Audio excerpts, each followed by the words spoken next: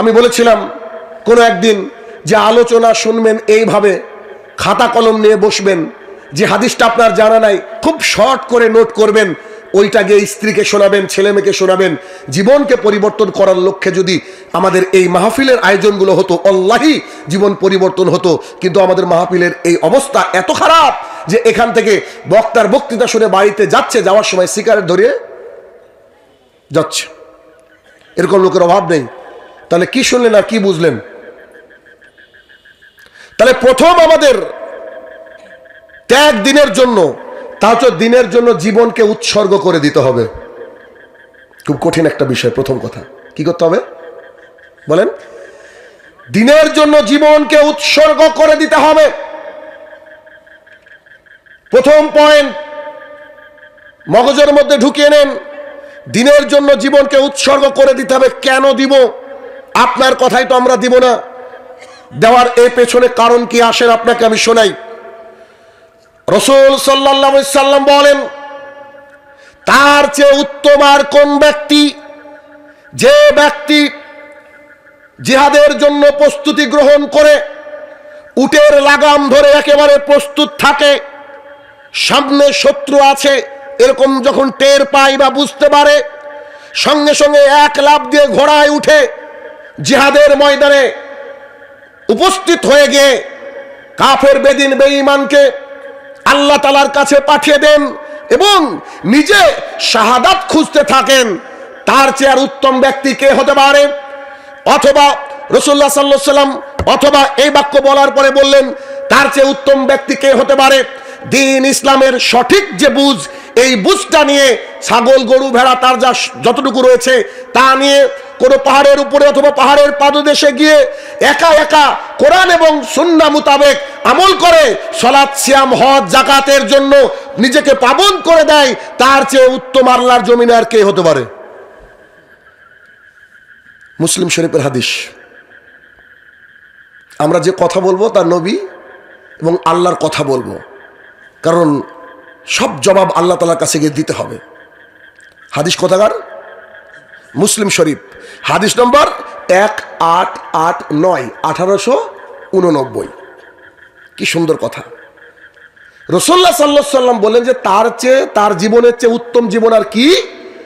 যে জীবন আল্লাহ তাআলার জন্য কতটা রেডি, যে আমার বাড়িতে যে ঘোড়াটা রয়েছে, যে গাড়িটা রয়েছে, আমি ঘোড়ার কথা উদাহরণ দিচ্ছি। আল্লাহ রাসূল বলেছেন আমি ঘোড়ার লাগামটা ধরে আছি।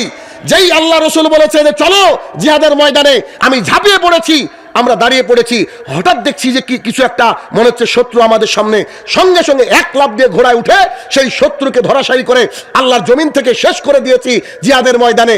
আর নিজে খুঁজতে থেকেছি যে কোথায় একটু গেলে শাহাদাতের পেয়ালা পান করব, কোথায় একটু আল্লাহ তাআলার জন্য জীবন দিব। আল্লাহ তাআলার জন্য যখন জীবন দিয়ে দেব, আল্লাহর কাছে সবচেয়ে উত্তম ব্যক্তি হিসেবে আমি পরিচিত লাভ করব। এটা হচ্ছে সাহাবায়ে কেরামের আত্মত্যাগ। সাহাবায়ে কেরামের। আমি আসছি তো আমাদেরকে প্রস্তুত থাকতে হবে কার জন্য? আল্লাহ তাআলার জন্য। কেমন করে? যেমন করে একজন মানুষ ঘোড়ার লাগাম ধরে রেডি থাকে। জি, আপনার বাড়িতে গাড়ি আছে, রাত্রি 1টার সময় একজন ব্যক্তি বলছে যে একটা তাওহীদের বিষয়ে এক জায়গায় যেতে হবে, বিদআতীরা তাওহীদকে কবর দেওয়ার চেষ্টা করছে, আপনি একটু তাড়াতাড়ি আসুন। ফোনটাকে না কেটে সঙ্গে সঙ্গে গাড়ির স্টিয়ারিং ধরে, বাইকের আপনার হ্যান্ডেলটা ধরে সঙ্গে সঙ্গে, রাত হোক কত দেখার সুযোগ নেই, কত অন্ধকার দেখার সুযোগ নেই, কত সেই রাত্রির সূচিবিদ্ধ অন্ধকার দেখার সুযোগ নেই, আকাশ থেকে বৃষ্টি হচ্ছে দেখার সুযোগ নেই, আকাশ থেকে এমন তুষারপাত হচ্ছে দেখার সুযোগ নেই। সব সময় আল্লাহ সুবহানাহু ওয়া তাআলার দ্বীনকে বুলন্দ করার জন্য আমি হাজির, সদা প্রস্তুত। এই ব্যক্তির চেয়ে উত্তম আর কে হতে পারে? আমাদের জীবনে আমরা মনে করি পরিবার নিয়ে ইত্যাদি ইত্যাদি নিয়ে চলতে পারলে জীবন, না। সাহাবায়ে কেরাম ছিলেন ভিন্ন। তিনারা সবসময় শাহাদাতের তামান্না, বুকের মধ্যে গেঁথে রাখতেন। আজকেও আপনাকে শাহাদাতের তামান্না স্বপ্ন প্রতি রাতে দেখতে হবে। কোথায় জিহাদ হলো কি না হলো দ্যাট ডাজন্ট ম্যাটার, বাট আপনাকে সবসময় কি করতে হবে? শাহাদাতের তামান্না। আপনাকে এই হাদিসকে মনে রেখে মাথার মধ্যে রাখতে হবে যে আমাকে ডাকলে আমি চলে যাব, কাফের বেদিন বেঈমানকে ধরাশায়ী করে দিয়ে আমি শাহাদাতের পেয়ালা পান করার জন্য খুঁজব।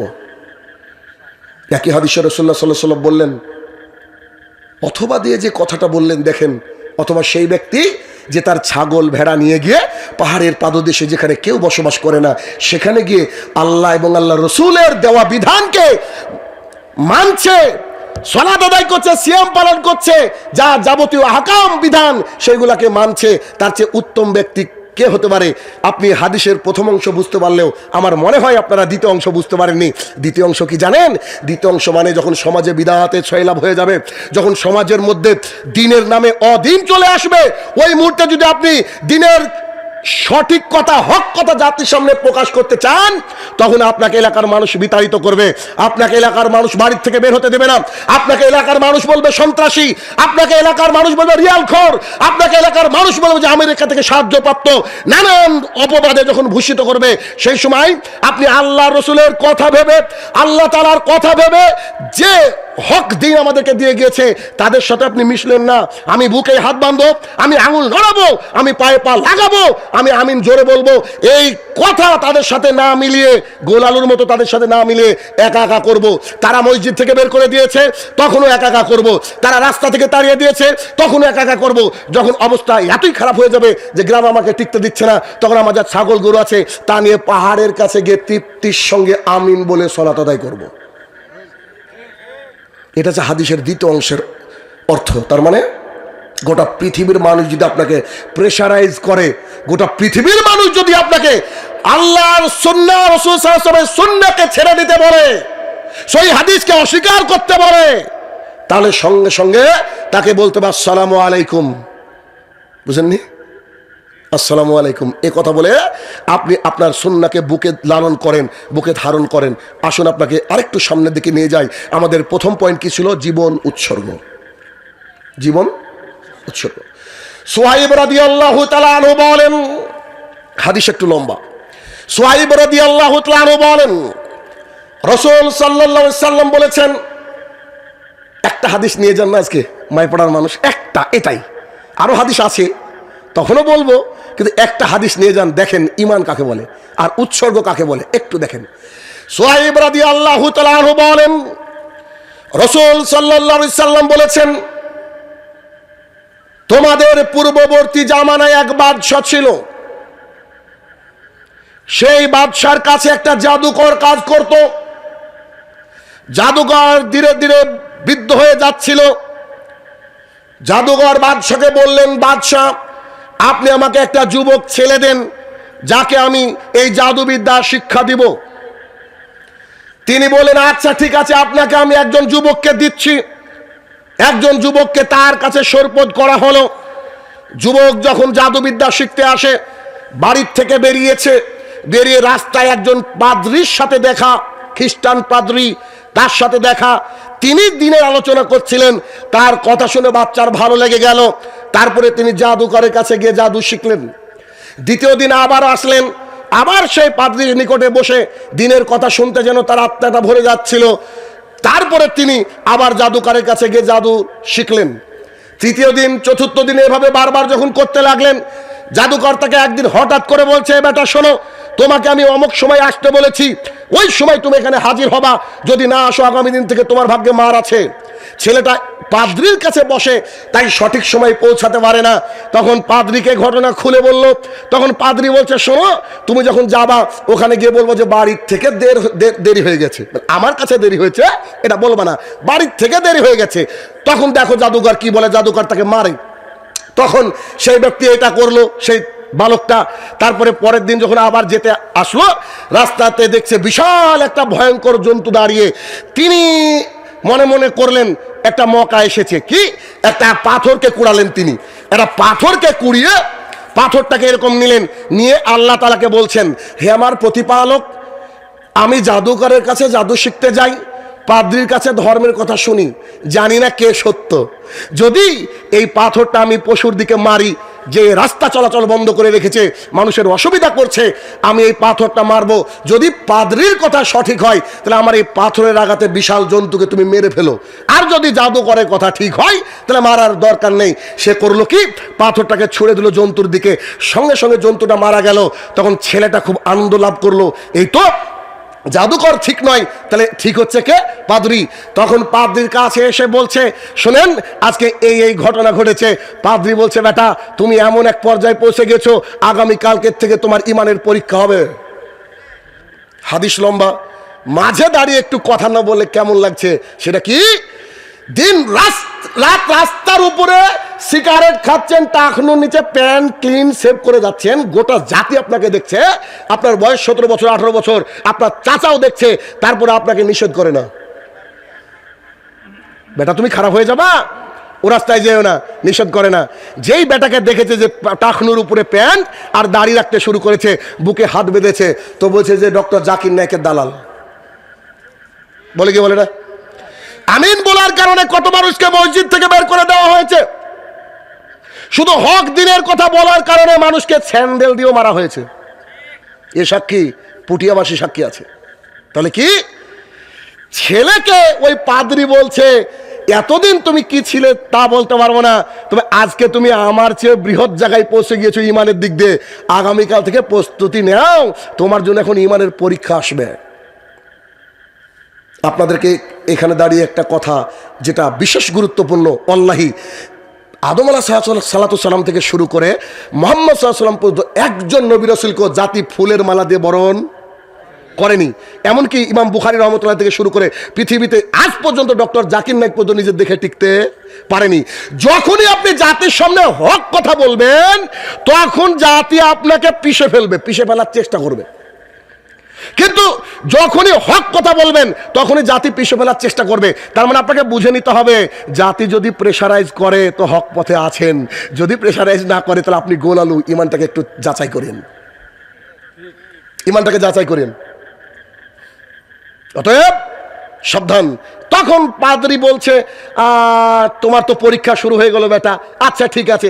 এখন এই ছেলেটা আল্লাহ সুবহানাহু ওয়া তাআলা তাকে বিখ্যাত বানিয়ে দিয়েছে। এখন কুষ্ঠরোগী আর জন্মান্ধ, জন্মান্ধ বুঝেন কিনা, যে চোখ একবারে শুরু থেকেই নাই, জন্মান্ধ কুষ্ঠরোগী আসে, ছেলেটা দোয়া করে সুস্থ হয়ে যায়। এখন ওই বাদশার দরবারে ছিল একজন ব্লাইন্ড মানে অন্ধ ব্যক্তি, সে অনেকগুলা উপহার নিয়ে এসে বলছে, জনাব তুমি নাকি সুস্থ করে দিচ্ছ মানুষকে, এ দেখো নেও উপহার, তুমি আমাকে সুস্থতা করে দাও, সুস্থতা দান করো। তখন ছেলেটা বলছে, বলেন কি, আমি তো কাউকে সুস্থ করার মালিক নই, আমি আল্লাহ তাআলার কাছে দোয়া করি আর তিনি মানুষকে সুস্থ করে দেন, আমার কিছু করার নেই। যারা হচ্ছে বিনয়ী মানুষ, যারা দিন জানা মানুষ, তারা বলবে না যে জাহাজে করে জান্নাতে নিয়ে যাব, তারা বলবে না যে আয়াতুল কুরসি পড়ে আমি ফু দিয়ে একেবারে কারকে গিট মেরে দিয়েছি, তোমার সন্তানে কেউ ক্ষতি করতে পারবে না, সব বাটপার। সে কি বলবে? সে বলবে যে কোরআন সুন্নাহ অনুযায়ী আমল করেন, ইনশাল্লাহ যেতে পারেন, সার্টিফিকেট দেওয়া যাবে না। তো আপনি আপনার উপহার রাখেন, তো আপনি কি আল্লাহর প্রতি ঈমান আনবেন? যদি ঈমান আনেন তাহলে আমি আল্লাহর কাছে দোয়া করে দেখি আপনার জন্য কি আছে। তখন বলছে, জি আমি তো ঈমান আনবো। সঙ্গে সঙ্গে ছেলেটা আল্লাহর কাছে দোয়া করলেন, হে আমার প্রতিপালক তাকে সুস্থতা দান করো। সঙ্গে সঙ্গে তার দুই চোখের আলো ফিরে আসলো। সুবহানাল্লাহ। আল্লাহ সুবহানাহু ওয়া তাআলার কাছে দোয়া করার পর যখন দুই চোখের আলো ফিরে আসলো, চারিদিকে ছেলেটার নাম ডাক হয়ে গেল। পরের দিন এইভাবে বাদশা বসে আছে, জি এভাবে হাদিসে নাই, আপনাকে বোঝানোর জন্য। পরের দিন সভাসদের মধ্যে বাদশা বসে আছে আর ওই ব্যক্তি উপস্থিত। বাদশা তাকিয়ে বলছে, কি ব্যাপার, তুমি কি দেখতে পাচ্ছ নাকি? তো জি আমি সুস্থতা লাভ করেছি। তো কি করে লাভ করলে? বলছে আপনি আসলে আমার রব আমাকে সুস্থতা দিয়েছে। কে দিয়েছে? আমার রব। তো বাদশা রেগে গিয়ে বলছে, তোমার রব মানে? আমি ছাড়া আবার তোমার রব কে? বাদশা কি বলছে? আমি ছাড়া আবার তোমার রবকে? তখন বলছে, দেখেন দেখেন দেখেন, গোটা কুল কায়নাতের রব আপনার রব, আমার রব হচ্ছে আল্লাহ সুবহানাহু ওয়া তাআলা। বাদশার মেজাজ গরম। বাদশা বলছে, তোর সাথে আছে কি আর বল। যখন একটু শাস্তি দিতে শুরু করেছে, তো বাদশা বলছে যে আমার একে সুস্থতা দান করেছে। আরে আপনারই ছেলে গো, ওই জাদুঘর ওই ছেলেটা। তখন বলছে, আরে এটা তো খুব খুশির কথা, আচ্ছা নিয়ে আয় ওকে, নিয়ে আয়। নিয়ে আসার পর বলছে, তুমি কি করেছো বলো। তো তুমি কি এই সুস্থতা করছো, তুমি তো জাদু ভালোই শিখেছো। তখন বলছে জনাব আমি কোনো জাদু টাদু শিখিনি, আমি আল্লাহর প্রতি ঈমান এনেছি, আর আল্লাহ তাআলা চাইলে মানুষকে সুস্থতা দান করতে পারে। তো এইটুকু হাদিসে যদি এত দূরে নিয়ে নেন তো পৃথিবীতে মাজার থাকবে না। না বোঝাতে পারছি না, এতটুকু নিয়ে নেন, সুস্থতার মালিক কে? আল্লাহ সুবহানাহু ওয়া তাআলা। এটা তাই তো বোঝাচ্ছে। তা আমার কোনো ক্ষমতা নাই, ছেলেটা বলছে আমার কোনো ক্ষমতা নাই। যার কাহিনী কে বর্ণনা করছে? পৃথিবীর সবচেয়ে ভালো মানুষ মুহাম্মদ সাল্লাল্লাহু আলাইহি সাল্লাম। তো বলছে যে আমার কোনো ক্ষমতা নাই, এক আল্লাহর ইবাদত করেন, আল্লাহকে আমি বলি, আল্লাহ তাকে সুস্থতা দান করে, এখানে আমার কোনো হিসাব নাই। তখন বলছে তোর গুরু কে বল? তখন ও অল্প বয়স বলে দিয়েছে পাদ্রীকে ডেকে বলছে তুমি তোমার ধর্ম থেকে, মানে এই ধর্ম থেকে ফিরে আসো আর আমাকে রব মেনে নাও। তো পাদ্রী বলছে যে কখনো নয়, এ কাজ আমি করতে পারবো না। যেই একথা বলেছে তখন তাদেরকে শাস্তি দিতে গিয়েছে না, এরা তো ওই একই ইমানে আছে, এক আল্লাহ এই ইমানের উপর আছে।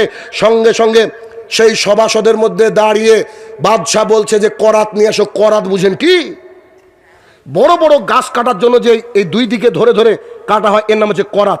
মানুষকে যদি এভাবে হত্যা করা হয় তো 1 সেকেন্ড লাগে, মানুষকে যদি গুলি মারা হয় তো 20 সেকেন্ড লাগে, বা আধা ঘন্টা, মানে 1 মিনিট 2 মিনিট লাগে। কিন্তু করাত দিয়ে কাটা কত কষ্ট, বুঝতে পেরেছেন? সঙ্গে সঙ্গে তারা যখন ইমান থেকে ফিরল না, বাদশাহ তাদেরকে বলল তুমি তার মাথার তালুতে করাত ধরো। মাথার তালুতে। পুঠিয়াবাসী, ইমানের পিলারকে শক্ত করে যেতে হবে। মাথার তালুতে ধরা হলো, দুই দিক থেকে দুইজন চিরে ফেলে দিল, দুই দিকে বডি পড়ে গেল। জান্নাত মামুর বাড়ির আবদার নাকি? দিনের জন্য মানুষ কত ত্যাগ করেছে, আর আপনি আমি খেতে আর পায়খানা করতে গেছি দুনিয়াতে, কাজ নাই, অত সোজা। ওই ব্যক্তিকে ফেরে ফেলা হলো পাদ্রীকে। তার সভার যে ওই যে লোকটা অন্ধ ছিল তাকে বলালো, বলো তোমার ব্যাপার কি? সে বলল এক আল্লাহর প্রতি ঈমান এনেছি। তাকেও তার তালুতে, মাথার তালুতে করাতটা রেখে ফেরে ফেলা হলো। এখন সেই ছেলেটার ব্যাপারে বলা হলো এদের দুজনকে হত্যা করা হলো, একে একটু ভিন্ন হতে হত্যা করব। কি 8-10 জন লোককে ডেকে বলছে শোনো একে নিয়ে যাও, ওই পাহাড়ের উপর একটা নাম করলো, ওই পাহাড়ের উপরে নিয়ে গিয়ে পাহাড় থেকে ধাক্কা দিবে, ও চলে যাবে আল্লাহর কাছে, বা ও চলে যাবে, মারা যাবে। এ কথা বলে 8-10 জন লোক তাকে নিয়ে চলে গেল পাহাড়ের উপরে, একেবারে টপ অফ দ্য হিল, পাহাড়ের উপরে উঠে গিয়েছে। তখন সেই ছেলেটা আল্লাহ তাআলাকে বলছে হে আমার প্রতিপালক, তুমি আমাকে এদের জুলুম থেকে বাঁচাও, তুমি তো হক, তোমার দিনকে প্রতিষ্ঠা করতে চাইছি, তুমি এদেরকে বাঁচাও, আমাকে বাঁচাও এদের হাত থেকে। আল্লাহ সুবহানাহু ওয়া তাআলা পাহাড়টাকে একটু টুক করে নড়িয়ে দিলেন, সবাই পড়ে গেল। ছেলেটা হেঁটে বাদশাকে খেয়ে বলছে বলেন ঘটনা কি? দিস ইজ ইমান। এই আল্লাহ তাআলা কি ট্রান্সফার হয়েছে নাকি? এত টেনশন কেন আপনার, এত ভয় কেন? শুধু ইমানটা রাখতে হবে। তারপরে বলছে আচ্ছা এই ঘটনা নাকি? জি। তখন আরো 8-10 জনকে বলছে একে সমুদ্রে নিয়ে যাও, নৌকার উপরে তুলে একদম মিডিল অফ দ্য সি ওকে ফেলে দেবে, ও ডুবে মারা যাবে। তখন তারা তাই করলো। সেই ছেলে একই দোয়া করলেন আল্লাহ তাআলার কাছে, তারা সবাই মারা গেল। সেই ছেলে এসে বলছে বলেন আর কি করবেন? বাদশা বলছে বাপরে বাপ, তুমি মারা যাওনি? বলছে না আমি মারা যাইনি, তবে শোনেন আপনি যদি আমাকে মারতে চান তো আমার কথা অনুযায়ী মারতে হবে। বুদ্ধিমান মানুষ। কি পুঠিয়ার সবচেয়ে বড় বাজার, সবচেয়ে বড় ফিল্ড যেটা রয়েছে না ভাই, আবার বুঝেন না ভুল, পুঠিয়া কিন্তু হাদিসে নাই, আপনাকে বোঝানোর জন্য। সবচেয়ে বড় একটা ফিল্ড রয়েছে, ওখানে আপনি আপনার এলাকার সমস্ত মানুষকে জড়ো করেন, আপনাকে আমি তীর দিব, আমাকে উপরে লটকে দিবেন, ওই তীর দিয়ে আপনি মারবেন, আর আমি যা বলবো এই কথাটা শিখে দেবো আপনাকে, এটা দিয়ে মারবেন, ডান পাশে এখানে আমার তীরটা লাগবে, আমি মানুষের মধ্যে মারা যাব, এটুকুই আমার আকাঙ্ক্ষা। তখন বাদশা বলছে আচ্ছা ঠিক আছে তাই ব্যবস্থা করা হোক। বিশাল একটা আয়োজন, কত মানুষ তার কথা হাদিসে আসেনি, ধরেন হাজার হাজার মানুষ। যখন হাজার হাজার মানুষ চারিদিকে দেখছে, দেখি ইমানের পরীক্ষা হচ্ছে আজ। ঠিক এমত অবস্থায় ছেলেটা দাঁড়িয়ে আছে উপরে, সবাই তাকে দেখতে পাচ্ছে, বাদশাহ হাতে তীর। তখন ছেলেটা চিৎকার দিয়ে বলছে বাদশাহ রাব্বিল গোলাম। এর মানে কি? এই গোলামের রবের নাম নিয়ে মারছি, পরন্তু এটাই তাওহীদ। তিনার কোনো ক্ষমতা নাই, তিনি কার ক্ষমতায় মারছেন? আল্লাহ তাআলার ক্ষমতায়। ছেলেটা কি সুন্দর করে দাওয়াত দিচ্ছেন দেখেন, বলছে আপনি বিসমিল্লাহ বলে বলবেন যে এই ছেলেটার গোলামের, এই ছেলেটার রবের, এই গোলামের রবের প্রতি আমি এ করে মারছি। তখন রাজা করলো কি, তাক করলো, তাকে ছুড়ে দিল তীর। ছেলেটার ডান পাশে লেগে ছেলেটা মারা গেল। ইমানদার ছিল মাত্র কয়েকজন, সামনে যত জনতা সবাই বলছে যে আমরা এক আল্লাহর প্রতি বিশ্বাস করি, আমরা এক আল্লাহর প্রতি বিশ্বাস করি। যখন এই বাক্যটা ছেলেটা গোটা জাতি বলে দিল, এবার বাদশা আরো ক্ষিপ্ত হয়ে গেল। ক্ষিপ্ত হয়ে যাওয়ার পর বাদশা বলছে যে এখানে একটা গর্ত খনন করো, এর মধ্যে আগুন প্রজ্বলিত করো। একটা গর্ত খনন করা হলো, আগুন জ্বালিয়ে দেওয়া হলো। এবার একজন একজনকে ডাকে আর বলে তোমার রবকে? তো বলছে আমার রব আল্লাহ।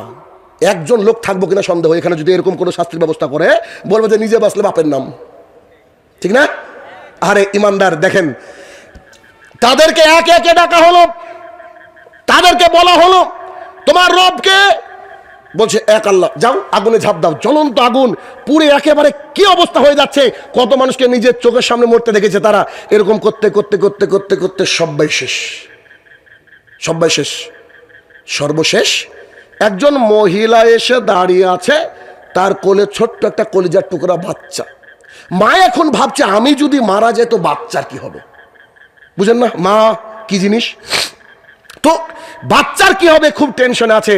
তখন বাচ্চাটা তার মাকে বলছে আম্মু জান তুমি কি খুব টেনশনে পড়ে গেছো নাকি? তোমাকে টেনশনের দরকার নেই, এটাই সঠিক রাস্তা। অতটুকু কলিজার টুকরা বাচ্চা।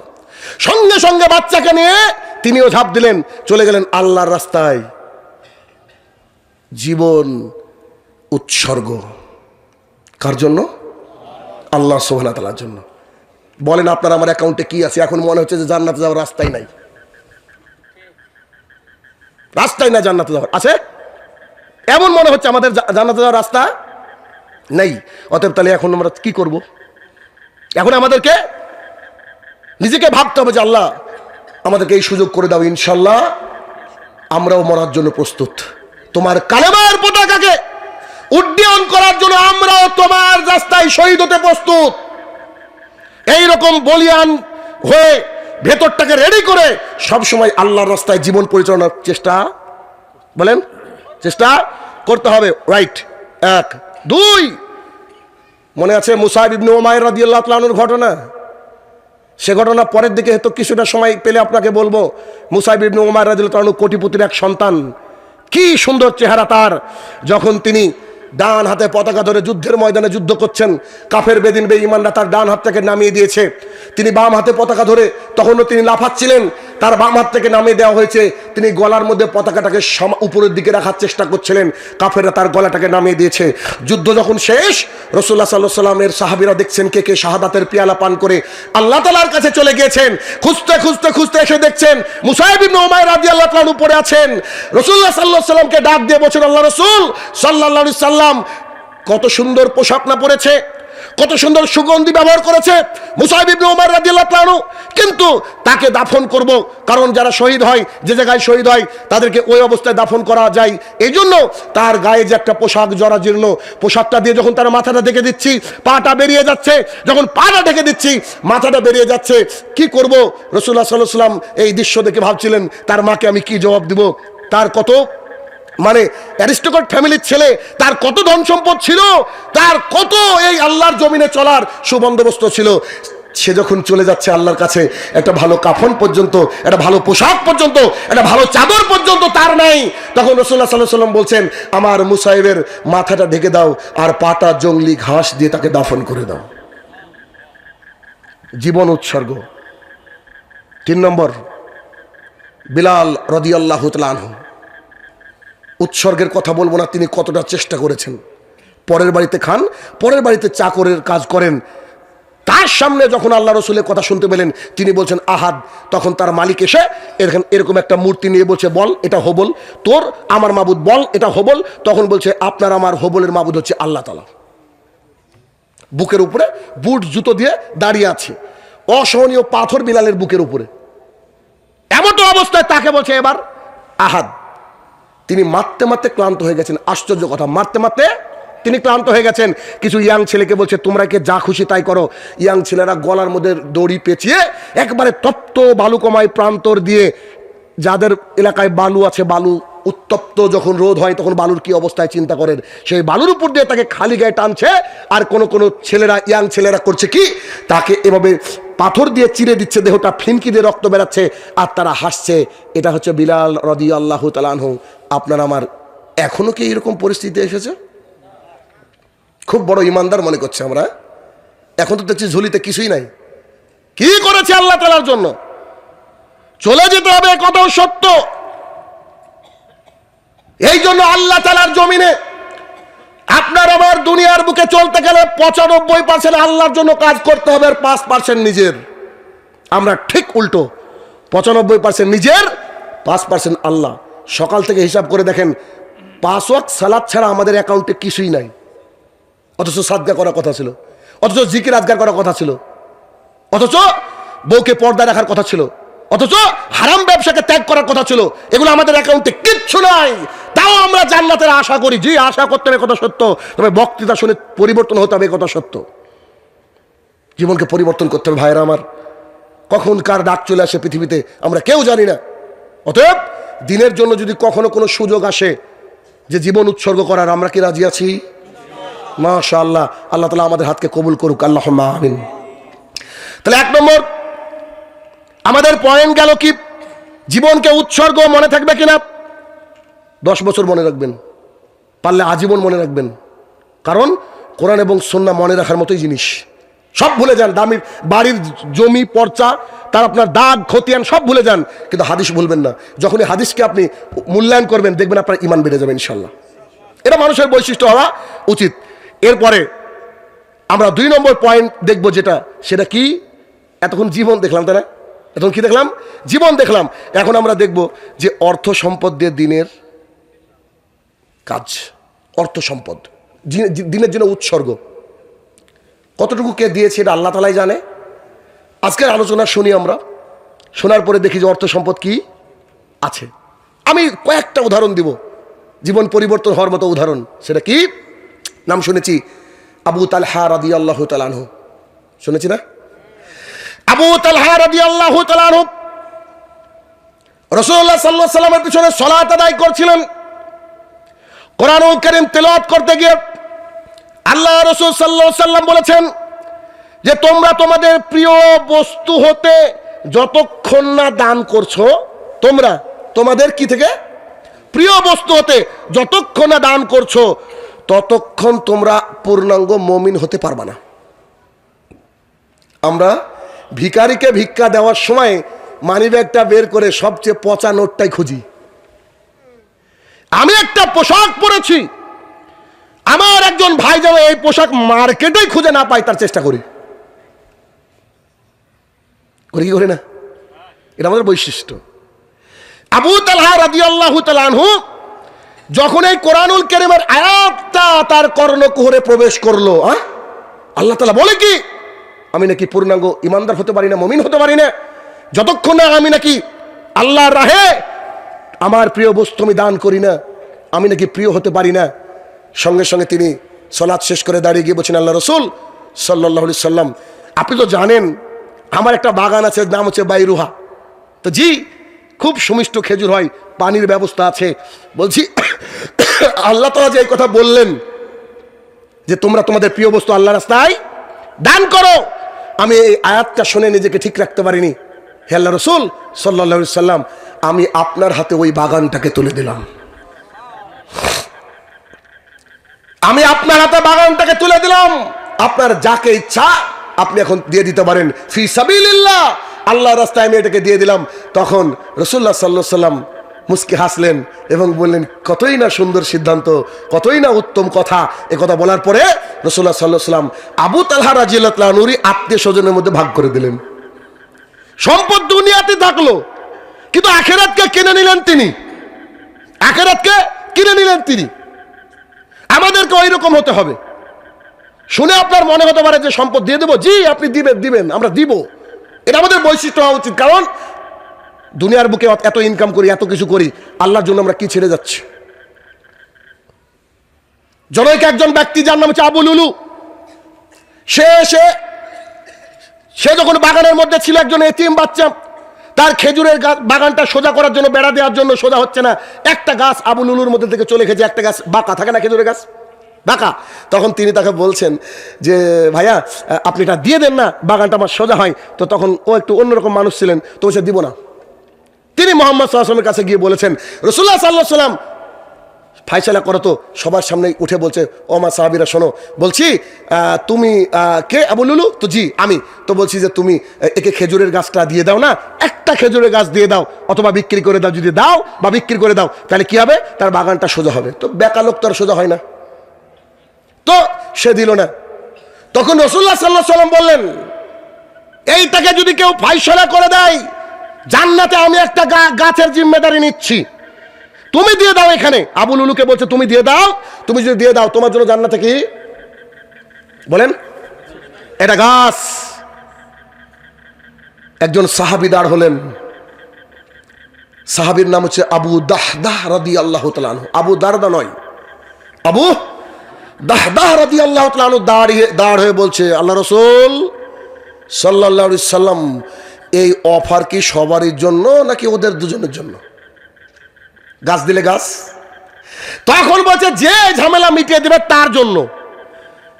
আপনি অবগত আছেন মদিনার বুকে সবচেয়ে সুন্দর একটা বাগান আমার আছে। শুধু বাগান নাই, ভেতরে পানীয় পান করার একটা সুন্দর সুব্যবস্থা, নলকূপের ব্যবস্থা আছে। শুধু তা নয়, তার ভেতরে রেস্ট করার জন্য আমার বাগান বাড়ি আছে, বিলিয়ন বিলিয়ন টাকার সম্পদ। আর ওই বাগানের ব্যাপারে 5 গ্রামের মানুষ জানে, 10 গ্রামের মানুষ জানে, এত বিখ্যাত বাগান। আপনি কি নাম শুনেননি? তো জি শুনেছি।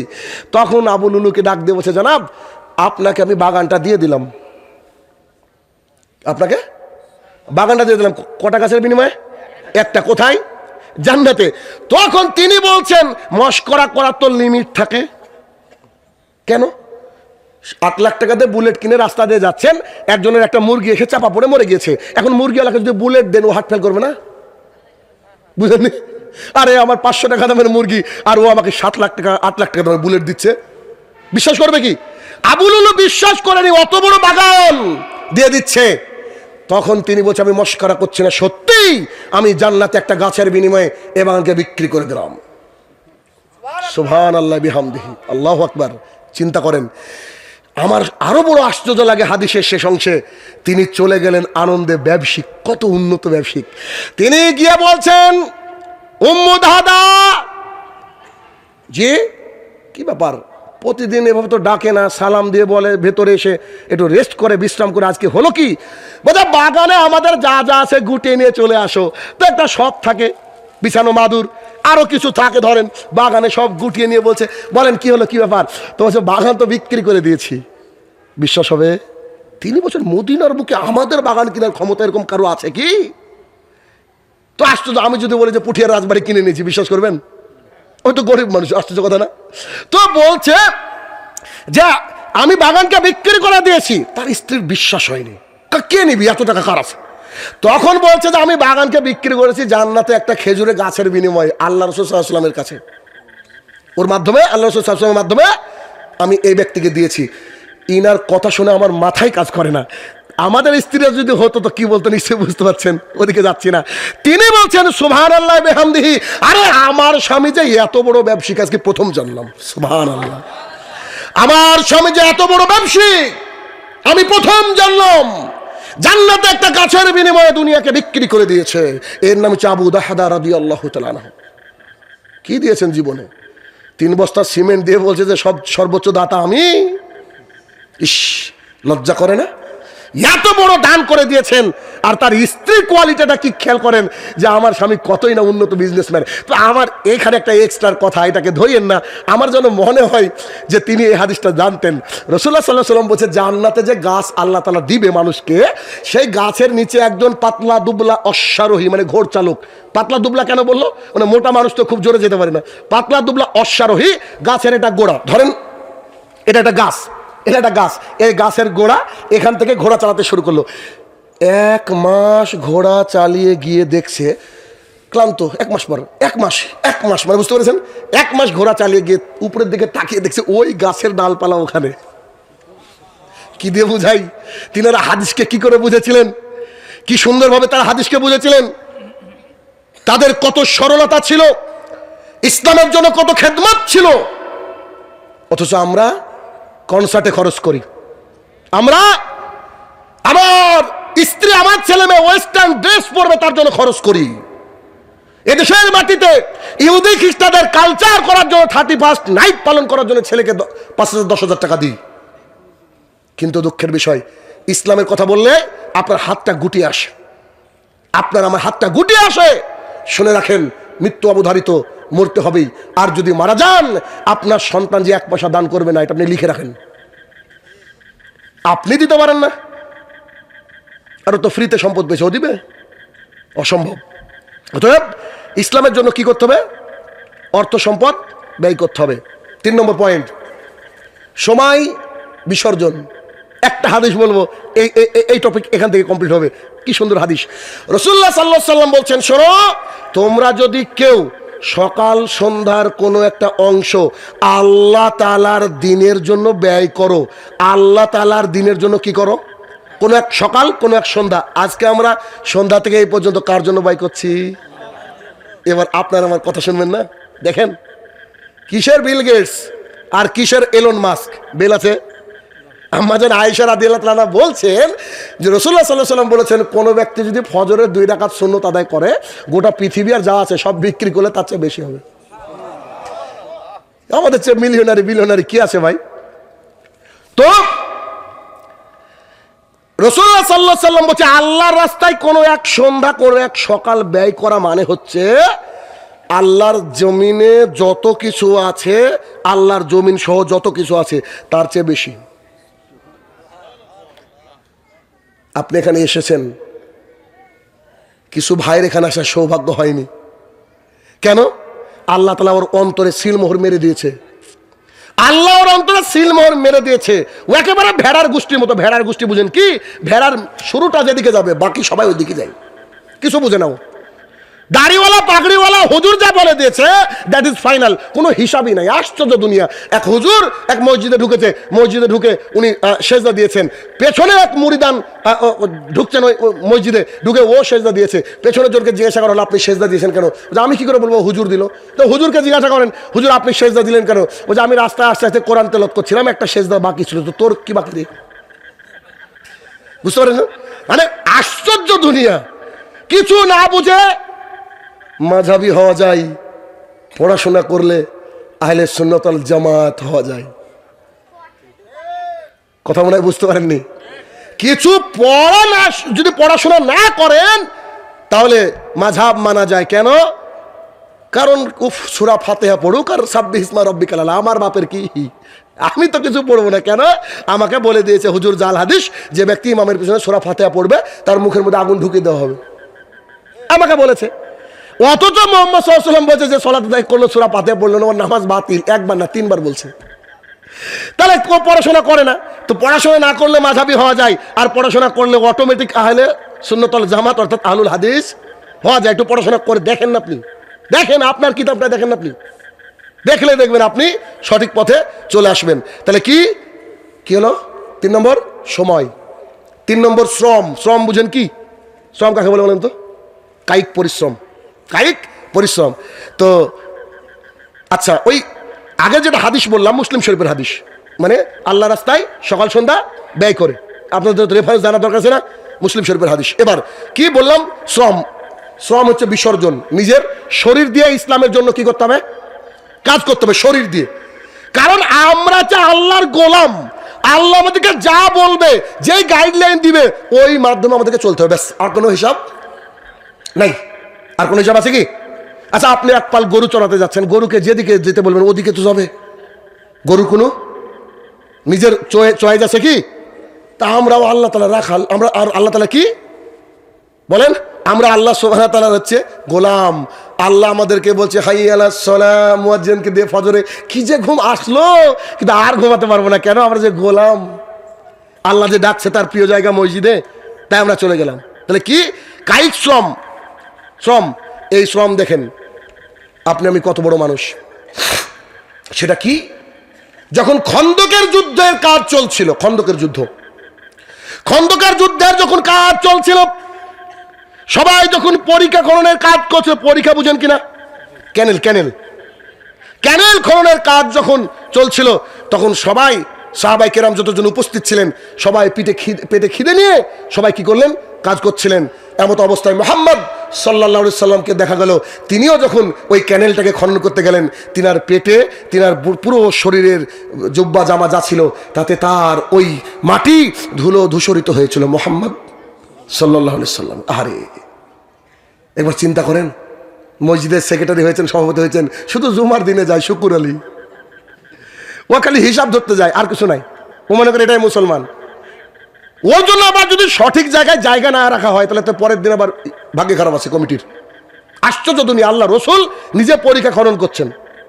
আপনি কে, কিসের আপনার মূল্য? আপনি যদি জুমার দিনে সর্বশেষ কাতারে আসেন, আপনাকে সর্বশেষ কাতারেই দাঁড়াতে হবে।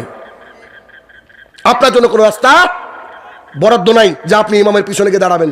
এমনি তো আপনি সুদখোর ঘুষখোর মানুষ, আপনার পিছনে জায়গা, আপনার লজ্জাই নাই, তাই আপনি ওখানে গিয়ে আপনার নিজের জায়নামাজ খোঁজেন। আপনি আছে না এরকম অনেক মসজিদ আছে। তাহলে কি এই আবু সাইদ খুদরি রাদিয়াল্লাহু তাআলা আনহু বলেন, এই হাদিস শুনেন কি মজার।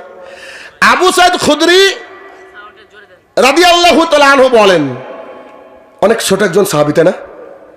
অনেক ছোট সাহাবী আবু সাইদ খুদরি। কে কে নাম শুনেছেন হাত তোলেন তো?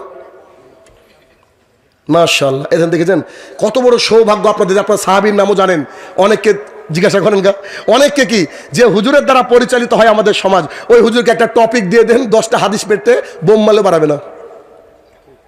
আর আপনারা তো অন্তত সাহাবীর নাম শুনে বুঝতে পারবেন যে যাক আলহামদুলিল্লাহ আমরা কি সাহাবীর নাম জানি। আবু সাইদ খুদরি রাদিয়াল্লাহু তাআলা আনহু বলেন, যখন মসজিদে নবমী, আল্লাহ রসুলের মসজিদ মদিনায়, জাননি যারা হজ করেছেন তারা গিয়েছেন, রাসূলুল্লাহ সাল্লাল্লাহু আলাইহি সাল্লামের যে মসজিদুন নববী, সেটাকে যখন নির্মাণের কাজ চলছে তখন আবু সাইদ খুদরি রাদিয়াল্লাহু তাআলা বলছেন যে আমরা একটা একটা করে ইট বহন করছি, হয়তো ইট বড় ছিল বা এরকম কিছু, একটা একটা করে কি করছি, ইট বহন করছি। তো ইট বহন করছি নিয়ে গিয়ে রাখছি, এরকম করেছেন কেউ? মসজিদের জন্য ইট বহন করেছেন? যাক আলহামদুলিল্লাহ, সৌভাগ্য হয়েছে। দেখেছেন কত মানুষের। মসজিদের যখন কাজ, আল্লাহর যখন কাজ, তখন সবসময় কি করবেন, নিবেদিত প্রাণ হয়ে যাবেন, সবসময় নিবেদিত প্রাণ। তো তিনি বলছেন যে আমরা কি করলাম, একটা একটা করে ইট বহন করছিলাম। একজন সাহাবী তিনি করেছেন কি, দুটো ইট তুলেছেন। আব্দুর রহমান ইবনে আউফ, তিনি দুটো ইট তুলে বইছেন। তখন রাসূলুল্লাহ সাল্লাল্লাহু আলাইহি ওয়াসাল্লাম তাকে দেখে বলছে, কি হয়েছে, তোমার সঙ্গী সাথীরা একটা করে বহন করে আর তুমি এই দুটো করে বহন করছো কেন? এইভাবে মুহাম্মদ সাল্লাল্লাহু আলাইহি ওয়াসাল্লাম, সুবহানাল্লাহ, রাসূল সাল্লাল্লাহু আলাইহি ওয়াসাল্লাম তার মাথা থেকে মুখ থেকে ধুলো ঝেড়ে দিচ্ছেন আর কথাগুলো বলছেন। আমি অন্য জায়গায় ফোকাস করেছি। কি সৌভাগ্য সেই সাহাবীর, বুঝেননি? রাসূল সাল্লাল্লাহু আলাইহি ওয়াসাল্লাম ঝেড়ে, মানে নিজের সন্তানকে যেমন সন্তান পড়ে যায় মাটি থেকে তুলে তাকে সুন্দর করে ধুলো ঝেড়ে দেওয়া হয়, রাসূলুল্লাহ সাল্লাল্লাহু আলাইহি ওয়াসাল্লাম করলেন কি, তার মাথা থেকে মানে এই যেখানে যেখানে ধুলো লেগেছে, ইট বহাতে গিয়ে ধুলো লাগছে, যেখানে যেখানে ধুলো লেগেছে এই ধুলোগুলোকে ঝেড়ে দিয়ে বলছে, কি দরকার ছিল, সবাই একটা করে বহন করছে, তুমি কেন দুটো করে বহন করছো? তখন আব্দুর রহমান ইবনে আউফ রাদিয়াল্লাহু তাআলা বলছেন যে আমি দুটো করে বহন করছি এই জন্যে যে আমি আল্লাহ তাআলার কাছে এর বিনিময় আরো বেশি চাই, এই জন্য। সুবহানাল্লাহ, আল্লাহ তাআলার কাছে কি চাই, এর বিনিময় আরো বেশি চাই, আরো বেশি লাগবে আমাকে, আল্লাহ তাআলা আমাকে যেন বেশি দেয়। আমি আকাঙ্ক্ষী জান্নাতের, যত ইট বহন করবো নিশ্চয়ই আল্লাহর ঘর করছি, আর যার ঘর করছি সে আমাকে বেশি দিবে। এই আকাঙ্ক্ষা, এই আশা, এই তামান্না বুকের মধ্যে নিয়ে আমি কি করছি, বেশি বেশি করে ইট বহন করছি। কল্পনা করতে পেরেছেন? একবার ভাবেন শুধু যে সাহাবায়ে কেরাম কতই না সুন্দর ইমানের অধিকারী ছিলেন, কতই না উত্তম চরিত্রের মানুষ তিনারা ছিলেন। আচ্ছা, এরপর আমাদের কি গেল, এটা শ্রম, নিজের কায়িক পরিশ্রম দিয়ে আমরা কি করব, ইসলামের পতাকাকে উঁচু করার চেষ্টা করব। রাজি আছেন না? মাশাআল্লাহ, ইনশাআল্লাহ। ওকে, এরপরে স্বার্থ বিসর্জন। স্বার্থ বিসর্জন কি?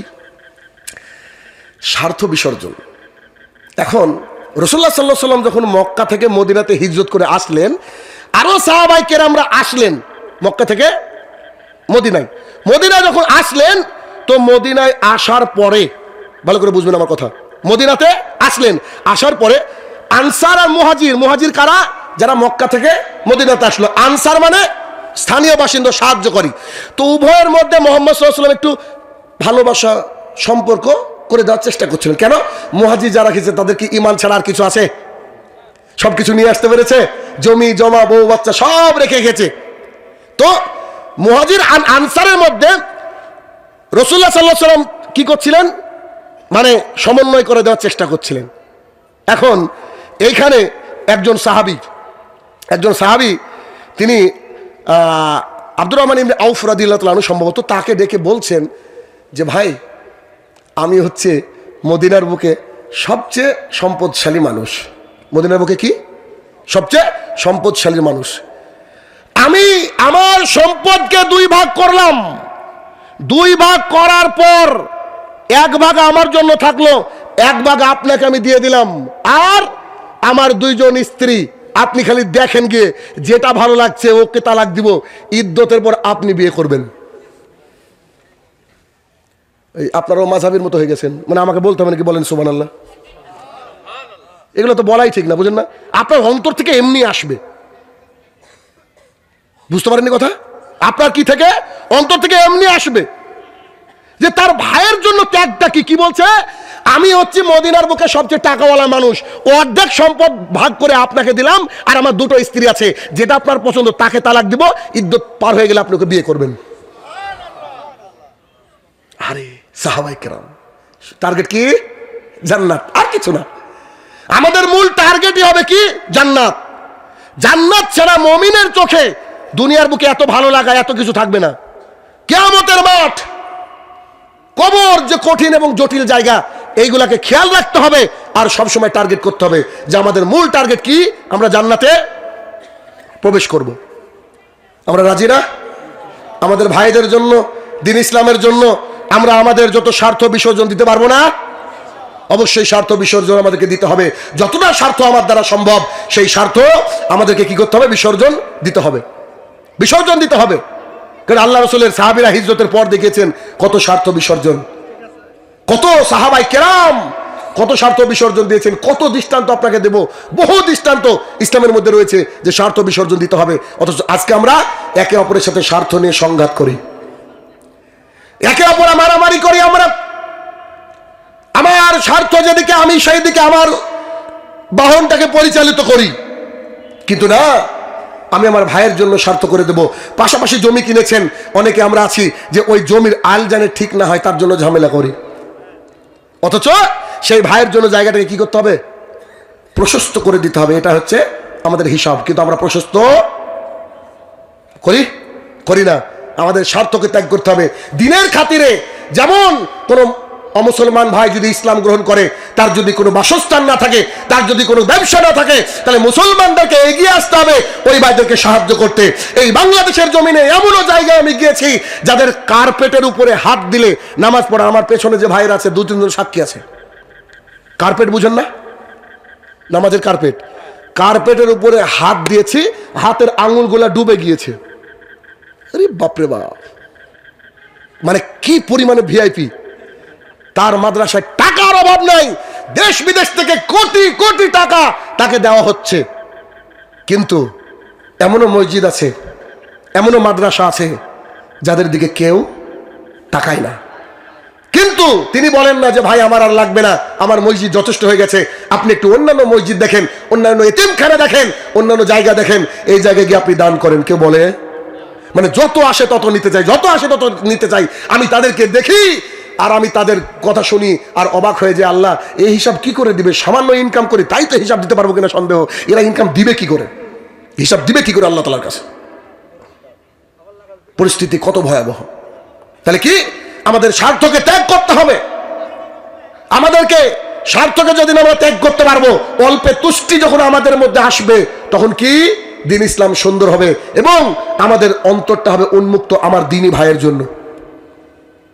আমার দ্বীনী ভাইয়ের জন্য অন্তরটা হবে উন্মুক্ত। ওই আনসারী সাহাবীর মতো আমাদেরকে চেষ্টা করতে হবে, যখনই কোনো বেদিন ইসলামে দাখিল করবে তার খাওয়া থাকার ব্যবস্থা একটু। ইমাম যিনি আছেন, মাজলুম মানুষ এমন আল্লাহর জমিনে যায় নামাজ কেউ বিছায় না, এরকম অবস্থা। তা আমি গিয়ে যখন বসে আছি প্রথম কাতারে লাইন দিয়ে, একজন সৌদিয়ান দেখলাম তার সন্তানকে নিয়ে আসলো, দুজনের সাদা ধবধবে পোশাক আর মুখের মধ্যে দুজনের মেশাক। আল্লাহু আকবার, আল্লাহু আকবার, লা ইলাহা ইল্লাল্লাহু, আল্লাহু আকবার, আল্লাহু আকবার, ওয়ালিল্লাহিল হামদ পড়ছে, চলে আসছে। এত সুন্দর সুন্দর পোশাক আমি দেখলাম যে তার জায়গা সংকলন হচ্ছে না। আমরা একটু চেষ্টা করলাম অ্যাডজাস্টমেন্ট করার। তিনি আমাদেরকে বললেন মাফি মুশকিল, বলে তিনি সাইডে বসে একেবারে মানে ওই যে পাথর, এই পাথরের মধ্যে সলাত আদায় করলেন। আমি অবাক হয়ে গেলাম। বরং আমরা বাঙালি, আমাদেরকে দেখলে তারা বলতে পারতো যে তোরা সর এখান থেকে। আমাদের জন্য কি রাজকীয় পোশাক! হয়তো গাড়িতে এসেছে মার্সিডিজ, BMW, টেসলাতে এসেছে, সে ওইখানে সলাত আদায় করলো। এরকম দৃশ্য আরো একদিন আমি দেখলাম, আমার অন্তরে নাড়া দিল, আরে এই তো মুসলমান, এই তো ভাই। তো আল্লাহ তাআলা আমার জীবনে একদিন সুযোগ হয়েছিল এরকম। কোন একদিন আমি জুমার সলাতে ওই পেছনে পড়ে গিয়ে আমি যখন দেখলাম যে সলাত আমার জায়গা নেই, আমাকে দেখে অনেকে বলছে আপনি এখানে দাঁড়ান। আমি যে রাখেন আজকে একটা সুন্নত পালন করে, বুঝলেননি? আমি সলাত আদায় করলাম। মজা ভাই এগুলা। কারণ আমরা মানুষ, আল্লাহ তাআলা পৃথিবীতে যত জীব বানিয়েছে তাদের মধ্যে সর্বশ্রেষ্ঠ জীব কারা? মানুষ। তো মানুষকে আল্লাহ তাআলা ব্রেন দিয়েছে। আমরা যদি কোনো কিছু দেখে না শিখি, তাহলে আমাদের আর পশুর মধ্যে কোনো তফাৎ আছে? বলেন। যে এই ভাইটা এখানে মসজিদ প্রতিষ্ঠা করেছে, তার নিজের মুখের কথা, এমন কোনো দিন নাই যে আমি 50,000 টাকা ইনকাম না পকেটে ঢুকে বাড়িতে গিয়েছি। এমন কোনো দিন নাই যে আমি 50,000 টাকা না ঢুকে আমি বাড়িতে গিয়েছি। সেই লোক আজকে আমি আমার জমি জমাতে চাষ করি, আলহামদুলিল্লাহ আমার এখন কিচ্ছু নাই, তারপরে শান্তির শেষ নাই। কি করেছেন আপনি দিনের জন্য? কি করেছে আমরা দিনের জন্য? আমাদেরকে একে অপরের সহযোগিতা করা উচিত। আজকে কি হয়, আপনার অতিথি দেখবেন খুব বড় স্টেজ হয়েছে, একজন অতিথি, সম্মানিত অতিথি আসছেন, তার ব্যাপারে কত কি বলা হয়, অমুক তমুক এই সেই বলা হয়। সেই লোকটাকে ডেকে মঞ্চে সুন্দর করে ডান পাশে বাম পাশে বসানো হয়, ফুলের শুভেচ্ছা জানানো হয়, তাকে বারবার চা কফির জন্য দাওয়াত দেওয়া হয়, তাকে পোলাও বিরিয়ানি খাওয়ানো হয়। কিন্তু রাস্তায় যে লোকটা মাথা খারাপ পাগল ঘুরে বেড়াচ্ছে, সে যদি মঞ্চের সাইডে আসে, তাকে আমরা কুকুরের মতো তাড়িয়ে দিই। অথচ ওই যে পাগল, ও 100% জান্নাতি, আর এ জাহান্নামী। বুঝলেন? এ অবৈধ ইনকাম করেছে, এই অবস্থায় মারা গেলে হয়তো আল্লাহ তাকে জাহান্নাম দিবে। কিন্তু ওই পাগলটা, যার সেন্স নাই, তাকে আমাদের আদর করা উচিত ছিল। কোন রিকশাওয়ালার সাথে আমরা ভালো ব্যবহার করি না, MLA মন্ত্রীর মতো। কোন মুয়াজ্জিনের সাথে দেখবেন আমাদের ভালো ব্যবহার নাই। কিন্তু বলুন,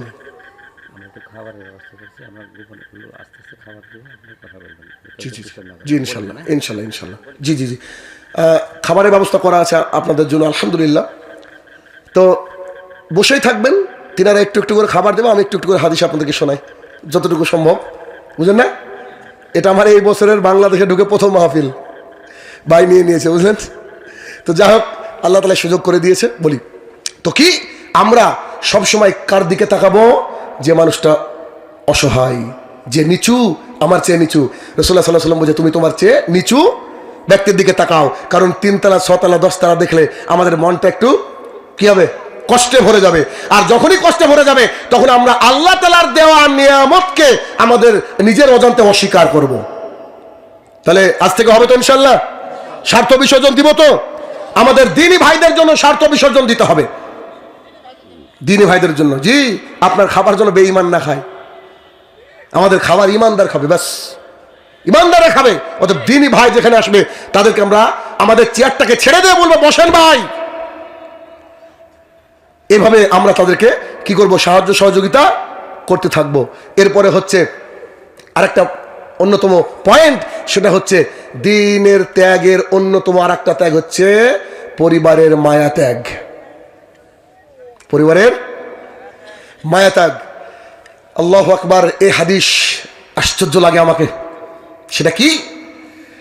আবু বকর রাদিয়াল্লাহু তাআলা আনহু বলেন, না তার আগে আরেকটা হাদিস বলি, কি মজার হাদিস। তারপরে এটা আমাদের আম্মাজান আয়েশা রাদিয়াল্লাহু তাআলা আনহা বর্ণনা করেছেন, একদিন দুপুর বেলায় রাসূলুল্লাহ সাল্লাল্লাহু আলাইহি ওয়াসাল্লাম মাথায় ঘোমটা দিয়ে আমাদের বাড়ির দিকে আসছিলেন। আমরা সাধারণত দুপুর বেলায় তাকে বেড়াতে দেখতাম না। আমরা শঙ্কিত, ভীত, সন্তুষ্ট হয়ে গেলাম যে এই দুপুর বেলায় কেন আমাদের বাড়ির দিকে আল্লাহ রসুল আসছেন। তিনি দরজায় এসে সালাম দিলেন। আমার পিতা আবু বকর রাদিয়াল্লাহু তাআলা আনহু দরজাটাকে খুলে দিলেন।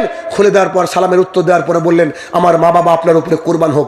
কি এমন তাড়া হয়েছে, কি এমন কাজ পড়েছে, কি সে আপনাকে এই দুপুরে রোদের মধ্যে আপনাকে নিয়ে এসেছে? তখন রাসূলুল্লাহ সাল্লাল্লাহু আলাইহি ওয়াসাল্লাম বললেন, তোমার বাড়িতে যারা আছে তাদেরকে বাইরে বের করে দাও, সরিয়ে দাও, মানে গোপন কিছু বলবেন। রাসূলুল্লাহ সাল্লাল্লাহু আলাইহি সাল্লামকে তিনি বললেন, আমার বাড়িতে আবার কে থাকবে? আপনারই লোক। আম্মা জান আয়েশা রাদিয়াল্লাহু আনহা, একে আমরা কি বের করবো বলেন? তখন মুহাম্মদ সাল্লাল্লাহু আলাইহি সাল্লাম মৃদু মৃদু কণ্ঠে আবু বকর রাদিয়াল্লাহু আনহুকে বলছেন, আবু বকর, আল্লাহ তাআলার তরফ থেকে ঘোষণা হয়েছে মক্কা থেকে মদিনা চলে যাব হিজরতের। আবু বকর যেন কথা বলতে পারছেন না, গলাটা ভার হয়ে এসেছে। বলছেন, একা নাকি আমার ব্যাপারে কিছু বলেছে আল্লাহ বা এরকম কিছু? তখন তিনি বলছেন যে জি, তুমি আমার সঙ্গী, তুমি আমার সঙ্গী। সুবহানাল্লাহ বিহামদিহি। আম্মা জান আয়েশা রাদিয়াল্লাহু তাআলা আনহা বলেন, আমার আব্বাকে আমি সেদিনের মতো আর কোনোদিন কাঁদতে দেখিনি। দুঃখের নয়, সুখের কান্না। কিসের কান্না? সুখের কান্না। এত বড় সৌভাগ্যের অধিকারী আমি আবু বকর, আমাকে আল্লাহ তাআলা সিলেকশন করেছেন, আমাকে মুহাম্মদ সাল্লাল্লাহু আলাইহি ওয়াসাল্লাম সিলেকশন করেছেন। আমি আপনাকে কি দিয়ে বুঝাই এই বাক্য? একটু খেয়াল করেন তো একটু। আবু বকর চলে যাবে আল্লাহ রসুলের সাথে, তার যে মেয়ে আছে, তার যে বাড়ি আছে, তার যে স্ত্রী রয়েছে, তার যে সম্পদ রয়েছে, তিনি চলে যাওয়ার পর তারা কি খাবে? তাদের বাড়িকে বুলডোজার দিয়ে গুড়িয়ে দিবে? তাদের অত্যাচারের সীমা সহ্য করতে না পেরে কি তারা মারা যাবে? এইরকম কোনো চিন্তা তার মাথার মধ্যে আসেনি। তিনি মহানন্দে কাঁদতে শুরু করছেন যে আই এম উইথ মুহাম্মদ সাল্লাল্লাহু আলাইহি সাল্লাম। কি ক্যাটাগরি মানুষ ছিলেন তিনি! আমি তার জীবনী পড়ে তাজ্জব হয়ে যাই যে কোন ক্যাটাগরির ইমান তার ছিল। সবকে ছেড়ে চলে যাবে। ইন্ডিয়াতে আমাদের এত পরিস্থিতি খারাপ কোন জায়গায়, তারপরেও যদি কোনোদিন বলে যে যাও বাংলাদেশে চলে যাও, তাও কষ্ট হবে, নিজের মাতৃভূমি, তাই না? কিন্তু এইখানে দেখেন আবু বকর রাদিয়াল্লাহু তাআলা আনন্দে ভেঙে পড়লেন যে আল্লাহ রাসূল সাল্লাল্লাহু আলাইহি ওয়াসাল্লাম আমাকে সাথে নিয়েছেন। আল্লাহ রাসূল সাথে নিয়েছেন মানে ওদবা সাহেবারা তো ছাড়বে না, পেছনে গিয়ে তাকে হত্যা করার চেষ্টা করবে। যদি আল্লাহ রাসূলকে হত্যা করে আমাকেও হত্যা করবে, জানমালের কোনো নিরাপত্তা নাই। জি, তো কথা কি বুঝাতে পারছি আমি? আরে সে আবু বকর রাদিয়াল্লাহু তাআলা। যারা আমার ভাইয়েরা বাইরে রয়েছেন, একটু তাড়াতাড়ি চলে আসবেন ভেতরে, খাবার দেওয়া হবে। তো আমি শেষ করে দেবো, আলোচনা বেশিক্ষণ করবো না। আসুন একটু আপনারা ভেতরে আসুন। এবার যে হাদিসটা বলতে গিয়ে থেমে গিয়েছিলাম, এই হাদিস আমি বুঝতে পারিনি, দেখি আপনাদেরকে বোঝাতে পারি কিনা। আবু বকর রাদিয়াল্লাহু তাআলা আনহু বলেন, বুখারীর হাদিস, আমি আর মুহাম্মদ সাল্লাল্লাহু আলাইহি সাল্লাম জিহাদের মানে হিজরতের জন্য বেরিয়ে গেলাম। আমাদের সাথে যে খাবার আমার মেয়ে আসমা বেঁধে দিয়েছিল, এই সামান্য খাবার কতটুকু আর বেঁধে দেওয়া যায়? চলতে চলতে চলতে চলতে একটা গুহার মধ্যে, একটা গুহার স্থানে আমরা ক্লান্ত হয়ে গেলাম। আমি গুহার মধ্যে গিয়ে আল্লাহ রসুলের জন্য সাল্লাল্লাহু আলাইহি সাল্লাম তার জন্য একটু সুন্দর করে বিছানাটাকে বিছিয়ে দিলাম যে আল্লাহ রসুল একটু রেস্ট করুক। অনেক রাস্তা তিনি পাড়ি দিয়ে এসেছেন। আপনাকে মাঝে মাঝে প্রশ্ন করব আমি, আবু বকর কি পাড়ি দিয়ে আসেনি? তিনি কার জন্য বিছানা রেডি করছেন? এটাকে কি দিয়ে মাপবেন? সায়েন্স? এটা ভালোবাসাটা দেখা যায় না। একই সাথের সফর সঙ্গী তিনি বলছেন যে আল্লাহ রসুল ক্লান্ত হয়ে গেছেন, তাই তার জন্য একটু বিছানার ব্যবস্থা করলাম। তিনি যখন একটু ঘুমোতে লাগলেন, আমি একটা লোটা নিলাম, লোটা বোতল লাইক দ্যাট নিয়ে বাইরে এসে ভাবছি আমার পরিচিত কোনো রাখাল আছে কিনা, আল্লাহ রসুল ঘুম থেকে উঠে একটু দুধ পান করানো যায় কিনা। না, কথা মনে বোঝাতে পারছি না। ইস, আল্লাহ রসুল কি করে শুবে, তার জন্য তার বিছানা রেডি। তিনার বোধহয় খিদা লেগেছে, তৃষ্ণা লেগেছে, একটু দুধ দিতে হবে, অথচ আমি বাড়ি ঘর সব ছেড়ে এসেছি। একবারও টেনশন হয়নি। আমার মেয়ের উপর হয়তো অত্যাচার হচ্ছে, কোনো টেনশন হয়নি, কোনো টেনশন হয়নি তার। তিনি খুঁজছেন আল্লাহ রসুলকে কি করে একটু শান্তি দেওয়া যায়। তিনি একজন রাখালকে দেখে বলছে, ভাই তুমি আমাকে চেনো না? তুমি অমুকের রাখাল না? জি জি জি। তোমার বকরির পালের মধ্যে কি দুধ দহন করা যাবে এমন ছাগল আছে? তো জি আছে। একটু দাও না, একটু দাও না। তখন সেই রাখাল মানুষ, হাতে পায়ে ধুলো থাকবে স্বাভাবিক, তিনি নিয়ে দুধ দহন করতে বসে গিয়েছেন। চট করে আবু বকর দাঁড়াও দাঁড়াও দাঁড়াও, হাতকে ঝেড়ে নাও, হাতকে ঝেড়ে নাও। তখন তিনি রাগে, মানে এটা থাকে না এরকম, আরে দুধ খাবে ফ্রিতে, আবার হচ্ছে হাত ঝেড়ে নাও। তো ওই করছে, হয়েছে না, হয়েছে না, হাত ঝেড়েছে ওর সামনে। এরকম করে করার পরে তিনি যখন দুধটাকে দহন করে নিলেন, নেওয়ার পরে তিনি দেখলেন যে দুধটা একটু গরম। বলেন তো দুধ গরম হয় কি হয় না? দেখবেন ওই দুধ দহন করলে সাথে সাথে গরমই হয়। তখন তিনি দেখলেন যে এত গরম, হয়তো খারাপ লাগবে। তিনি তার মশক থেকে একটু পানি দিয়েন, পানিটা নিচের দিকে চলে গেল। তিনি এই আকাঙ্ক্ষা আনন্দ নিয়ে যাচ্ছেন যে আল্লাহ রসুলকে জাগাবো, জাগানোর পরে তেনাকে দুধটা পান করাতে দেবো। তো তিনি গিয়ে দেখছেন যে রাসূলুল্লাহ সাল্লাল্লাহু আলাইহি ওয়াসাল্লাম জেগে গিয়েছেন। তিনি সালাম দিয়ে বললেন, একটু দুধের ব্যবস্থা করেছি, আপনি একটু দুধটাকে পান করেন। তখন এই শব্দটা আমি বুঝতে পারিনি। দেখেন তো পাবনা, এই আপনারা রাজশাহীর মানুষ, পুঠিয়ার মানুষকে বোঝাতে পারি কিনা। তা আবু বকর রাদিয়াল্লাহু তাআলা বলছেন যে মুহাম্মদ সাল্লাল্লাহু আলাইহি ওয়াসাল্লাম বিসমিল্লাহ বলে দুধটাকে পান করা শুরু করলেন, আল্লাহ তাআলা আমার তৃষ্ণা দূর করে দিল। কি দিয়ে বুঝবেন হাদিস? দুধ নেই, পিপাসিত, আল্লাহ রসুল খাচ্ছেন, তিনার তৃষ্ণা গায়েব। সুবহানাল্লাহ। কি করে চরিত্র মাপবেন আপনি? কোন হিসাবে আমরা চরিত্র মাপতে পারি বলেন দেখি? কি গভীর ভালোবাসার, কেমনটা পরিবারের মায়া ত্যাগ করে একজন মানুষের এমন ক্ষমতা, এমন ইমান আল্লাহ তাআলা দিয়েছে, ইমানের যে কি বলিয়ান, কত ক্ষমতা, যে ইমানের কারণে তিনি সব ভুলে গিয়ে আল্লাহ রসুলের সেবা যত্ন করছেন। পরিবারের মায়া ত্যাগ করতে হবে। দ্বীন ইসলাম ত্যাগ যদি সঠিকভাবে আনেন, সঠিক আকীদায় আসেন, পরিবারের ত্যাগ করতে হবে। কেমন দেখেন, আমি আপনাকে বলছি, এই বক্তৃতা শোনার পরে গিয়ে 18 বছরের কোনো ভাই, 17 বছরের কোনো ভাই, 16 বছরের কোনো ভাই, আপনাকে বলছি, আপনি কালকে বাড়িতে গিয়ে বলবেন, আম্মু আমি শাহিনুর রহমান স্যার বলেছে আমি দাড়িটা রেখে দেব, দাড়িটা রেখে দেব। সঙ্গে সঙ্গে দেখবেন আপনার মা প্রথম বিরোধিতা করবে, তুই ইন্টারমিডিয়েট পাস করিস না, তুই দাড়ি রাখবি মানে? আর বাবা ওকে বলবে এখন দাড়ি রাখা মানে? বলবে কি বলবে না? অধিকাংশ পরিবার এটা বলবে। পরিবারের মায়াকে ত্যাগ করতে হবে। পরিবারের মায়া ত্যাগ করার অনন্য দৃষ্টান্ত হচ্ছে মুসাব রাদিয়াল্লাহু তাআলা আনহু। কি মুসাব রাদিয়াল্লাহু তাআলা আনহু যখন দ্বীন ইসলামকে গ্রহণ করলেন, দ্বীন ইসলামকে গ্রহণ করার পর তার মা যখন সংবাদ পেয়ে গেলেন, তার মা বলছে, বেটা তুমি যদি দ্বীন ইসলামকে ত্যাগ না করো, আল্লাহ রসুলের দ্বীনকে ত্যাগ না করো, আমি পানি পান করব না, না খেয়ে মারা যাব। তিনি বলেছিলেন, তোমার মতো শত আম্মা যদি আমার মারা যায়, I have nothing to do, তারপরেও আমি আল্লাহর জমিনে আল্লাহর দ্বীনকে মেনে নিয়েছি, আল্লাহ রসুলকে মেনে নিয়েছি, সেখান থেকে আমি ঘুরে দাঁড়াতে পারবো না। মুসাব ইবনে উমাইর হতে হবে, আবু সাইদ খুদরি হতে হবে। তাহলে চিন্তা করেন, দ্বীন ইসলাম কি যে মজার একটা জিনিস, আমরা বুঝলাম না। তাহলে কি আপনাদেরকে আজকে যত রকম শোনানোর চেষ্টা করলাম, বোঝানোর চেষ্টা করলাম, এগুলো কি মনে থাকবে নাকি ভুলে যাবেন? মনে থাকবে? একটু একটু করে বলে দিই, আবার একবার দেখেন সব মনে হয়ে যাবে। 1 নম্বরে কি ছিল? জীবন উৎসর্গ। ইনশাল্লাহ আল্লাহর জমিনে যদি কোনোদিন সুযোগ আসে, এই আহলে হাদিসের বাচ্চা আমরা জিহাদের ময়দানে 1 নম্বর পজিশনে থাকবো, 1 নম্বর পজিশনে থাকবো। ঠিক আছে না? সবাই বলি ইনশাআল্লাহ। 2, অর্থ সম্পদ দিয়ে যখন ইসলামের পতাকাকে বুলন্দ করার কথা হবে, হাদিস কোরআনকে পৌঁছানোর জন্য যদি কেউ অর্থের কথা বলে, পকেটের মানি ব্যাগের দিকে তাকানো যাবে না। যত অর্থ সম্ভব ততটা দিয়ে দিতে হবে আল্লাহর রাস্তায়, আল্লাহর রাস্তায়। রাজি আছেন তো নাকি? এরপরে শ্রম, নিজে যখন কিছু থাকবে না তখন আমি শ্রম দিয়ে ইসলামের দলকে সাহায্য করব, ইসলামের কোনো কাজে আমরা কি করব? সাহায্য করব। 4, স্বার্থ বিসর্জন। আমার ভাইয়ের জন্য, আমার ভাইদের জন্য আমরা সবসময় কি করব? স্বার্থ বিসর্জন দিব।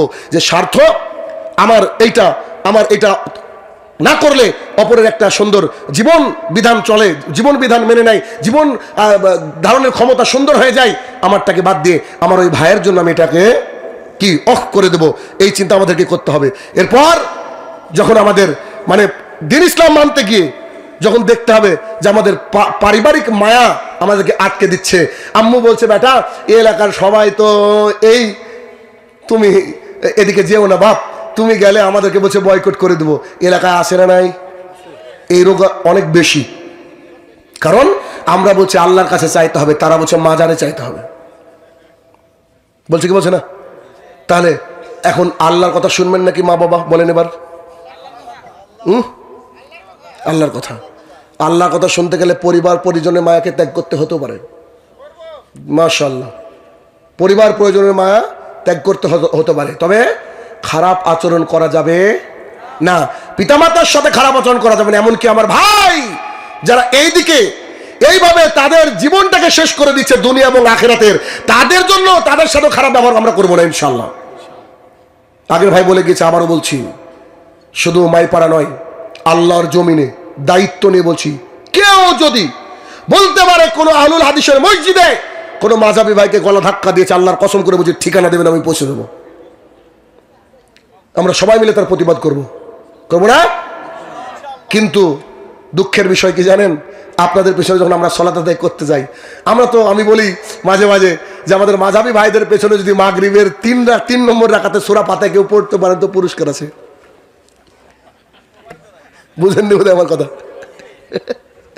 পরিস্থিতি খুব ভয়াবহ ভাই, এমন কোরআন তেলাওয়াত করতে হবে কেউ বুঝবে না পৃথিবীর। জি, সুযোগই দেয় না। অতএব আমরা চেষ্টা করব, শুরুতে যে একটা আপনাকে আল্লাহ সুবহানাহু ওয়া তাআলার কোরআনুল কারীমের একটা আয়াত তেলাওয়াত করেছিলাম, আল ইমরানের 102 নম্বর আয়াত, এটা দিয়ে শেষ করব। আল্লাহ সুবহানাহু ওয়া তাআলা বলছেন, ইয়া আইয়ুহাল্লাযীনা আমানুত্তাকুল্লাহ, হে ঈমানদারগণ আল্লাহকে কি করো? ভয় করো। ইত্তাকুল্লাহ, আল্লাহকে ভয় করো, হাক্কা তুকাতিহি, যেমন করে ভয় করার দরকার, আল্লাহর যে অধিকার এইটাকে বুঝে তাকে যে ভয় করার দরকার, এরকম একটা আল্লাহর দরবারে কি করো? ভয় করো। ওয়ালা তামুতুন্না, খবরদার তোমরা মৃত্যুবরণ করো না, মারা যেও না, ইল্লা আনতুম মুসলিমুন, মুসলমান না হয়ে। শুনুন, তাবিজ যদি আপনি গলায় নিয়ে মারা যান, তাবিজ দিতে দিতে মারা যান, তাহলে মনে রাখবেন আপনি মুশরিক অবস্থায় মারা গেলেন। আপনার নাম আব্দুর রহমান, পাসপোর্ট ভিসা সব জায়গায় আব্দুর রহমান, আল্লাহর কাছে গিয়ে দেখবেন চণ্ডীদাস। অত খুব সাবধানতা অবলম্বন করতে হবে। সেই সাথে সাথে দিন ইসলামের পথে টিকে থাকার জন্য যতগুলো কথা আপনাদের পয়েন্টগুলো আলোচনা করলাম, এই দিন ইসলামের মানে সুরক্ষিত করার জন্য, দিন ইসলামকে বুলন্দ করার জন্য আমরা যেন এই পয়েন্টগুলো মেনে চলতে পারি, আল্লাহ তুমি সেই তৌফিক আদা করো, আল্লাহুম্মা আমিন। হে আমার প্রতিপালক, যারা তোমার জমিনে অসহায়, যারা তোমার দিন ইসলামকে মানতে গিয়ে পরিবার সমাজ থেকে বিতাড়িত, পরিস্থিতি ভয়াবহ জায়গায় পৌঁছে গেছে, আল্লাহ তাকে তুমি ক্ষমা দান করো, আল্লাহুম্মা আমিন। ধৈর্য দান করার তৌফিক আদা করো, আল্লাহুম্মা আমিন। হে আমার প্রতিপালক, এই আত্তাকওয়া, এই মসজিদকে যেন আরো বেশি বুলন্দ করা যায়, এলাকার মানুষ যেন সবাই এসে এই মসজিদে একদিন সহি তরিকা মেনে সালাত আদায় করতে পারে, আল্লাহ তুমি সেই তৌফিক আদা করো, আল্লাহুম্মা আমিন। হে আমার প্রতিপালক, কোরআন এবং সুন্নাহ অনুযায়ী তোমার রাস্তায় যেন আজীবন চলতে পারি, আল্লাহ তুমি সেই ইমানি শক্তি দান করো, আল্লাহুম্মা আমিন। যখনই ইসলামের জন্য দানের কোনো নওবাত আসবে, তখন যেন আবু তালহা রাদিয়াল্লাহু আনহু, আবু দাহদা রাদিয়াল্লাহু আনহুর মতো দান করে দিতে পারি, আল্লাহ তুমি সেই তৌফিক আদা করো।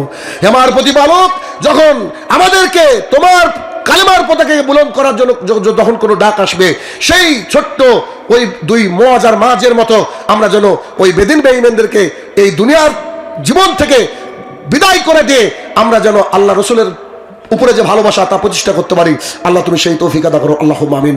হে আমার প্রতিপালক, আমরা বড় অসহায়, তোমার এই দিনকে মানতে গিয়ে আজকে পরিবার, আজকে সমাজ থেকে বিচ্ছিন্ন, আল্লাহ সবারই জন্য হেদায়েতের দোয়া করি, সবাইকে হেদায়েতপূর্ণ জায়গায় তুমি নিয়ে আসো, আল্লাহুম্মা আমিন। হে আমার প্রতিপালক, আমরা যেন যতদিন বাঁচবো তোমার এই সালাত, সিয়াম, হজ, যাকাত, আহকাম, ইসলামিক আহকাম, তার উপরে যেন পুরোপুরি সাহাবায়ে কেরামের মতো পাবন্দ হতে পারি, আল্লাহ তুমি সেই তৌফিক আদা করো, আল্লাহুম্মা আমিন। আসসালামু আলাইকুম।